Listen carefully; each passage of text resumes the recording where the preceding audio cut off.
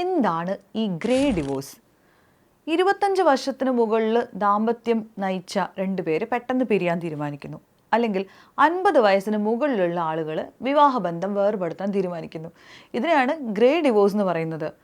ഇപ്പോൾ ഈ കഴിഞ്ഞ കുറച്ച് നാളുകളായിട്ട് വളരെ കോമൺ ആയിട്ട് സെലിബ്രിറ്റീസ് ഉൾപ്പെടെയുള്ള പല ആളുകളുടെയും ഇത്തരത്തിലുള്ള വിവാഹമോചന വാർത്തകൾ നമ്മൾ ഞെട്ടിക്കാറുണ്ട്. ഞാൻ പണ്ട് ഓർക്കാറുണ്ട്, അച്ഛനൊക്കെ ഇടയ്ക്ക് വീട്ടിൽ വെച്ചിട്ട് അമ്മയായിട്ട് എന്തെങ്കിലും വഴക്കുണ്ടാക്കുന്ന സമയത്ത് ചുമ്മാ തമാശയ്ക്ക് പറയും കേട്ടോ, ഞാനിപ്പോൾ തന്നെ ഇവിടെ അങ്ങ് ഡിവോഴ്സ് ചെയ്താലോ എന്ന് ആലോചിക്കാം എന്ന് പറയും. അപ്പം പറയും ചോണയുണ്ട് നിങ്ങൾ ഡിവോഴ്സ് ചെയ്യുക. അപ്പോൾ ഇത് നമ്മൾ വളരെ തമാശയ്ക്ക്, അവരത് ഒരിക്കലും ഒരു സീരിയസ് നോട്ടിൽ പറയുന്ന കാര്യമല്ല, പക്ഷേ നല്ല തമാശയായിട്ട് നമ്മൾ വീട്ടിൽ കേട്ടിരുന്ന കാര്യമാണ്. പക്ഷേ ഇതേ ഒരു കാര്യം ഇവരെന്തെങ്കിലും ഒന്ന് സീരിയസ് ആയിട്ട് പറയുന്ന സിറ്റുവേഷൻ ഒന്ന് ആലോചിച്ച് നോക്കൂ, നമ്മളാകെ തകർന്നു പോകല്ലേ. അപ്പോൾ അതുപോലെയാണ് നമുക്ക് പലപ്പോഴും ഇത്രയും വർഷം ഒരുമിച്ച് ജീവിച്ച ഒരു കപ്പിൾ വേർപിരിയുന്നു എന്ന് കേൾക്കുമ്പോൾ ആസ് എ സൊസൈറ്റി നമുക്ക് തന്നെ ഭയങ്കര ഞെട്ടലുണ്ടാവും. അപ്പോൾ പിന്നെ അവരുടെ കൂടെ ജീവിക്കുന്ന ആളുകൾക്ക്, മക്കൾക്കൊക്കെ അത് ഉണ്ടാക്കുന്ന ഷോക്ക് എത്രത്തോളമായിരിക്കും എന്ന് ആലോചിച്ച് നോക്കൂ. ഓക്കെ, അപ്പോൾ എന്തുകൊണ്ടാണ് ഈ ഗ്രേ ഡിവോഴ്സ് ഇന്ന് നമ്മുടെ സൊസൈറ്റിയിൽ വളരെ കോമൺ ആവുന്നത് എന്നുള്ള കാര്യങ്ങളെക്കുറിച്ചും ഇത് അവർക്ക് പിന്നീട് ഉണ്ടാക്കിയേക്കാവുന്ന ചില ഇമോഷണൽ ചാലഞ്ചസിനെ കുറിച്ചുമാണ് നമ്മൾ ഇന്നത്തെ വീഡിയോയിൽ ഡിസ്കസ് ചെയ്യാൻ പോകുന്നത്.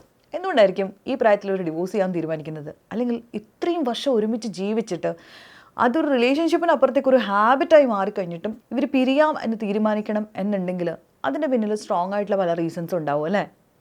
വളരെ കോമൺ ആയിട്ടുള്ളൊരു റീസൺ എന്താണെന്നറിയോ?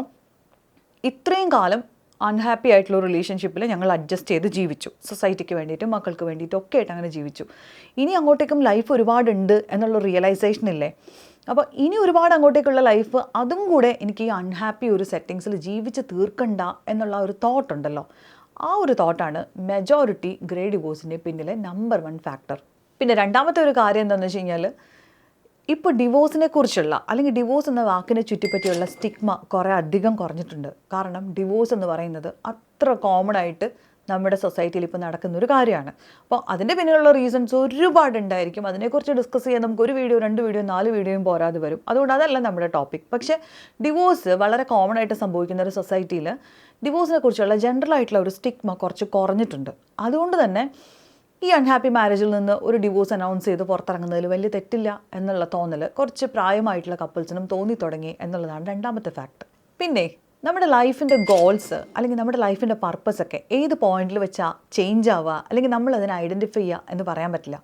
പണ്ടൊക്കെ ആണെന്നുണ്ടെങ്കിൽ നമ്മുടെ ആ ഒരു ലൈഫിൻ്റെ ഗോളുമായിട്ട് നമ്മുടെ പാർട്ട്ണർ അലൈൻ ചെയ്യുന്നില്ല എന്നൊക്കെ മനസ്സിലാക്കി കഴിഞ്ഞാലും നമ്മൾ ഇതുമായിട്ട് അങ്ങ് മുന്നോട്ടേക്ക് പോവാം എന്ന് തീരുമാനിക്കും. പക്ഷേ ഇപ്പോൾ പലപ്പോഴും നമുക്ക് തോന്നുന്നത് ഒരു ലൈഫല്ലേ ഉള്ളൂ.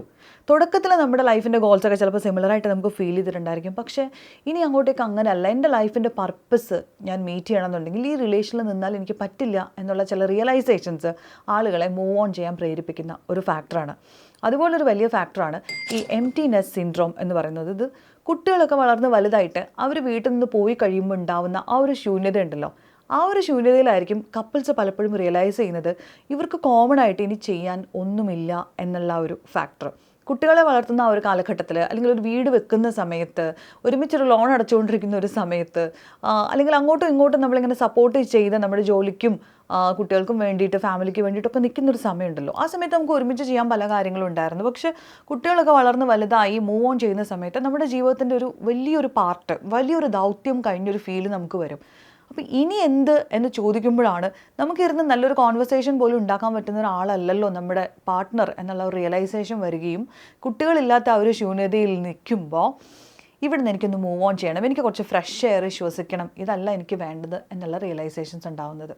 പിന്നെയുള്ളൊരു കാര്യം എന്ന് വെച്ച് കഴിഞ്ഞാൽ കുറച്ച് ലേറ്റായിട്ട് കല്യാണം കഴിക്കുന്ന ആളുകൾ, അതായത് ഇപ്പോൾ ഒരു 20s ബിഗിനിങ്ങിൽ തുടങ്ങിയിട്ട് ഒരു 30s ബിഗിനിങ് വരെയൊക്കെയാണ് നമ്മളിപ്പോൾ നമ്മുടെ നാട്ടിൽ വളരെ കോമൺ ആയിട്ട് നമ്മൾ കല്യാണം നടക്കുന്ന ഒരു പ്രായം കാണാറുള്ളത്. പക്ഷേ അതും കൂടെ കഴിഞ്ഞ് കുറച്ചും കൂടി ലേറ്റായിട്ട് ഒരു മിഡ് 30s ഒക്കെ കല്യാണം കഴിക്കുന്ന ആളുകൾക്കിടയിൽ ഡിവോഴ്സ് റേറ്റ് ആക്ച്വലി കൂടുതലാണ്. കാര്യം ആ ഒരു സമയത്തേക്ക് അവരവരുടെ ഇൻഡിപെൻഡൻ്റ് ആയിട്ടുള്ള ഒരു ലൈഫ് ലീഡ് ചെയ്ത് അവരുടെ ആ ഒരു സ്പേസിൽ അവർ കംഫർട്ടബിൾ ആയിട്ടുണ്ടാവും. അപ്പോൾ അത് കഴിഞ്ഞിട്ടുണ്ടാവുന്ന മാരേജസ് ഉണ്ടല്ലോ, അത് ചിലപ്പോൾ സെക്കൻഡ് മാരേജസും ആയിരിക്കാം. പക്ഷേ ആ ഒരു സ്പേസിലുള്ള മാരേജസിന് ഡിവോഴ്സ് റേറ്റ് കമ്പാരിറ്റീവ്ലി കുറച്ച് കൂടുതലാണ്. അപ്പോൾ അങ്ങനെയുള്ള കപ്പിൾസും ലേറ്റായിട്ട് മാരി ചെയ്ത കപ്പിൾസും അവരുടെ ഒരു 50s എത്തുന്ന ഒരു സമയത്ത് ഇതുപോലെ ഈ ഗ്രേ ഡിവോഴ്സിൻ്റെ വക്താക്കളാവുന്നതായിട്ട് കാണാറുണ്ട്. പണ്ടത്തേനെ കമ്പയർ ചെയ്യുമ്പോൾ ഈ ഫിനാൻഷ്യൽ ഇൻഡിപെൻഡൻസ് സ്ത്രീകൾക്കാണെങ്കിലും വളരെ കൂടുതലായിട്ടുള്ളൊരു കാലഘട്ടമാണ്. അതുകൊണ്ട് തന്നെ ഫിനാൻഷ്യലി സ്റ്റേബിൾ ആവുന്നത് ഈ മാരേജിൽ ഇനി സെറ്റിൽ ചെയ്യേണ്ട എന്നുള്ള തോട്ട് ഉണ്ടാക്കാൻ സ്ത്രീകൾക്ക് ഒരു കോൺഫിഡൻസ് കൊടുക്കുന്നുണ്ട് എന്നുള്ളതാണ് മറ്റൊരു ഫാക്ടർ. അപ്പോൾ ഫിനാൻഷ്യൽ ഇൻഡിപെൻഡൻസ്, രണ്ടുപേർക്കും ഉള്ള ഫിനാൻഷ്യൽ ഇൻഡിപെൻഡൻസ്, പ്രത്യേകിച്ച് സ്ത്രീകളുടെ ഫിനാൻഷ്യൽ ഇൻഡിപെൻഡൻസ് ഗ്രേ ഡിവോഴ്സിൻ്റെ എണ്ണം കൂട്ടുന്നുണ്ട് എന്നാണ് സ്റ്റഡീസ് പറയുന്നത്. അപ്പോൾ നമ്മൾ പറഞ്ഞു വന്നത് വളരെ കോമൺ ആയിട്ട് മാറിക്കൊണ്ടിരിക്കുകയാണ് ഈ ഗ്രേ ഡിവോഴ്സ്. ഇത് പക്ഷേ സത്യത്തിൽ ആ കപ്പിൾസിന് ഡെഫിനറ്റായിട്ടും അത്ര ഈസി ആയിട്ടുള്ള ഒരു ഡിസിഷൻ അല്ല. ഇത്ര വർഷം ഒരുമിച്ച് ജീവിച്ച ഒരാളുടെ കൂടെ നിന്ന് എല്ലാ ഹാബിറ്റുകളും പൊളിച്ചുകൊണ്ട് പിന്നത്തെ നമ്മുടെ ഒറ്റയ്ക്കുള്ള ഒരു ഐഡൻറ്റിറ്റി എന്താണെന്ന് പോലും നമ്മൾ വീണ്ടും എക്സ്പ്ലോർ ചെയ്യേണ്ടിയിരിക്കുന്നു. നമ്മൾ ആരാന്ന് പോലും നമുക്കറിയില്ല. കാരണം ഇയാളുടെ കൂടെയുള്ളൊരു ലൈഫ് അല്ലെങ്കിൽ ഇവരുടെ കൂടെയുള്ള ലൈഫ് മാത്രമാണ് നമുക്ക് പരിചയം. അപ്പം അങ്ങനത്തെ ഒരു സ്പേസിൽ നിന്ന് മൂവ് ഓൺ ചെയ്യാന്ന് പറയുന്നത് രണ്ടുപേർക്കും അത്ര ഈസി ആയിട്ടുള്ള കാര്യമൊന്നും ആയിരിക്കില്ല. അപ്പോൾ അങ്ങനത്തെ ഒരു ഡിസിഷനിൽ മൂവ് ഓൺ ചെയ്യുന്ന രണ്ട് പേർക്ക് അവർക്ക് സോഷ്യലി ഉണ്ടാവുന്ന കുറേ ചാലഞ്ചസ് ഉണ്ട്. അവർക്ക് ഫാമിലിക്കകത്ത് തന്നെ ഉണ്ടാവുന്ന ഒരുപാട് ചാലഞ്ചസ് ഉണ്ട്. കുട്ടികൾക്ക് ഇതുണ്ടാക്കുന്ന ഒരു ഇമോഷണൽ ടർബുലൻസ് ഉണ്ട്. അവർക്ക് ഭയങ്കര ഡിഫിക്കൽട്ടായിരിക്കും ഇത്തരം സംഭവങ്ങൾ അക്സെപ്റ്റ് ചെയ്യാൻ. പക്ഷേ ഇന്നത്തെ കാലത്ത് മിക്കപ്പോഴും പേരൻസിൻ്റെ ഒരു അൺഹാപ്പി മാരേജ് ആയിരുന്നു എന്നുള്ളത് റിയലൈസ് ചെയ്യുന്ന കുട്ടികൾ തന്നെ പറയാറുണ്ട്, എന്തുകൊണ്ട് നിങ്ങൾക്ക് ഈ ഏജിലെങ്കിലും മാറിക്കൂടാ, നിങ്ങൾക്ക് രണ്ട് സ്പേസിൽ നിങ്ങളുടെ ആ ഒരു ഐഡൻറ്റിറ്റിയിൽ ഇനിയെങ്കിലും ജീവിച്ചുകൂടാന്ന് ചോദിക്കുന്ന ഒരുപാട് കുട്ടികളുള്ള കാലഘട്ടമാണ്. എന്നാൽ വേറെ കുറച്ച് മക്കൾ ഞങ്ങൾക്ക് നാണക്കേടാണ്, ഞങ്ങൾ കല്യാണം കഴിച്ചു പോയ ഫാമിലിയുടെ നാണക്കേടാണ്, നിങ്ങളുടെ ലൈഫ് എന്തായാലും ഇത്ര, ഇനി എങ്ങനെയെങ്കിലും അങ്ങ് സഹിച്ച് ജീവിക്കുക എന്ന് പറയുന്ന മക്കളും ഉണ്ട്. ഇങ്ങനെ മൂവ് ഓൺ ചെയ്യുന്ന അല്ലെങ്കിൽ ഒരു ഗ്രേ ഡിവോഴ്സിലൂടെ കടന്നു പോകുന്ന കപ്പിൾസിന് ആസ് എ സൊസൈറ്റി നമ്മൾ കൊടുക്കേണ്ട ഒരു ഇമോഷണൽ സപ്പോർട്ട് കൂടിയുണ്ട്. എന്തുകൊണ്ടാണ് ഡിവോഴ്സ് ചെയ്തത്, അല്ലെങ്കിൽ ഇത്രയും കാലം നിങ്ങൾക്കിടയിൽ എന്തായിരുന്നു പ്രശ്നം എന്നുള്ളതിനെക്കുറിച്ച് കൂടുതൽ ക്രോസ് ക്വസ്റ്റ്യൻ ചെയ്യാൻ നിൽക്കുന്നതിന് പകരം അവർക്ക് അവിടെ നിന്ന് മൂവ് ഓൺ ചെയ്യാൻ വേണ്ടിയിട്ട് ഒരു സപ്പോർട്ട് വേണമെന്നുണ്ടെങ്കിൽ അത് ചെയ്തു കൊടുക്കുക എന്നുള്ളത് ആസ് എ സൊസൈറ്റി നമ്മുടെ ഒരു റെസ്പോൺസിബിലിറ്റിയാണ്. കാരണം ഇനി അങ്ങോട്ടേക്ക് ഇത്തരം വാർത്തകൾ കൂടുകയുള്ളൂ. ഇതുപോലൊരു ഗ്രേ ഡിവോഴ്സിനൊക്കെ പ്ലാൻ ചെയ്യുന്ന ആളുകളാണ് എന്നുണ്ടെങ്കിൽ അതുകൊണ്ട് തന്നെ നിങ്ങൾ ആദ്യം ചെയ്യേണ്ടത് അതിനുവേണ്ടി ഇമോഷണലി പ്രിപ്പയർ ചെയ്യുക എന്നുള്ളതാണ്.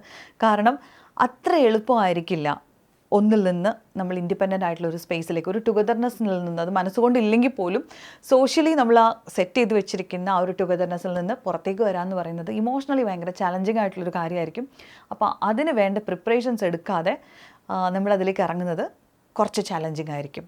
അതുപോലെ തന്നെ കൃത്യമായിട്ടുള്ളൊരു ഫിനാൻഷ്യൽ പ്ലാനിങ്, ഇനി അങ്ങോട്ടേക്ക് എങ്ങനെ എന്നുള്ള കൃത്യമായിട്ടുള്ള ഫിനാൻഷ്യൽ പ്ലാനിങ് അതും വളരെ നെസസറി ആയിട്ടുള്ളൊരു കാര്യമാണ്.